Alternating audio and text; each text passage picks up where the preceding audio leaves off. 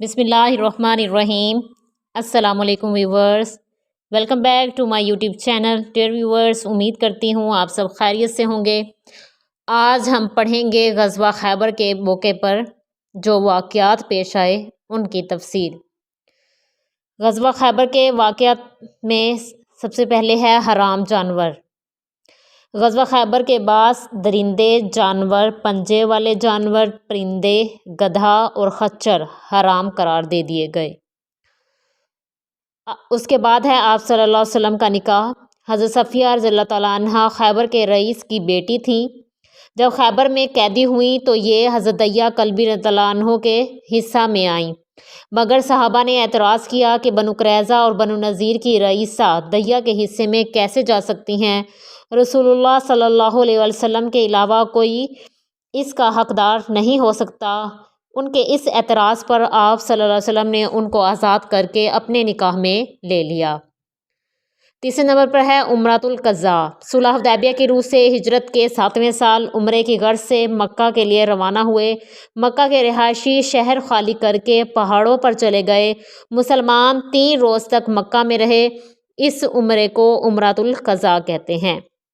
اس کے بعد ہے ممبر کی تیاری۔ مسجد نبی میں اسی سال ممبر بنایا گیا۔ 5ویں نمبر پر ہے حضرت میمونہ بنت حارث رضی اللہ تعالیٰ عنہ۔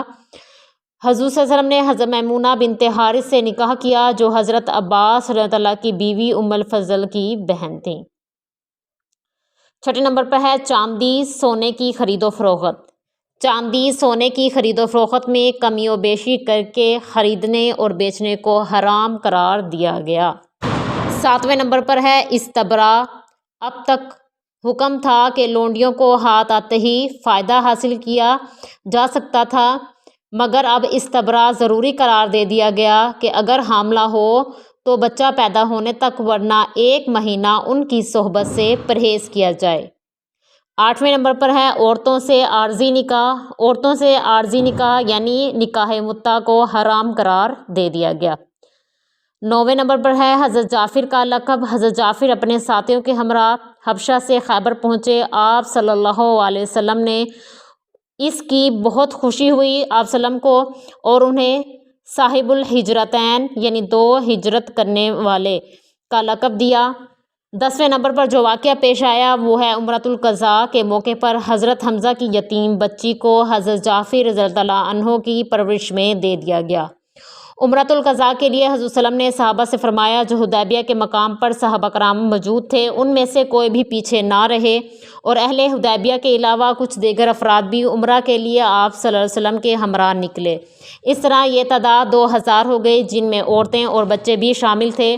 آپ صلی اللہ علیہ وسلم نے ذوالحلیفہ کے مقام پر پہنچ کر احرام باندھا اور لبیک کی صدا لگائی۔ مسلمانوں نے بھی لبیک پکارا۔ مکہ میں داخلے کے وقت آپ صلی اللہ علیہ وسلم اپنی اونٹنی قصوہ پر سوار تھے۔ مسلمانوں نے تلواریں حمائل کر رکھی تھیں۔ کفار مکہ معاہدے کے مطابق مکہ کو چھوڑ کر پہاڑ کے دامن میں جا چکے تھے اور وہ حضور صلی اللہ علیہ وسلم اور آپ صلی اللہ علیہ وسلم کے قافلے کو دیکھ رہے تھے۔ اس عمرے کا نام عمرۃ القضاء اس لیے رکھا کہ عمرہ حدیبیہ کی قضاء کے طور پر تھا، اس لیے یہ حدیبیہ میں طے کردہ صلح کے مطابق کیا گیا۔ یہ تھے ہمارے 7 ہجری کے واقعات، 7 ہجری کے مشہور واقعات۔ امید کرتی ہوں آپ کو ان معلومات سے فائدہ ہوگا۔ مزید معلومات کے لیے میرے چینل کو سبسکرائب کرنا نہ بھولیے۔ جزاک اللہ۔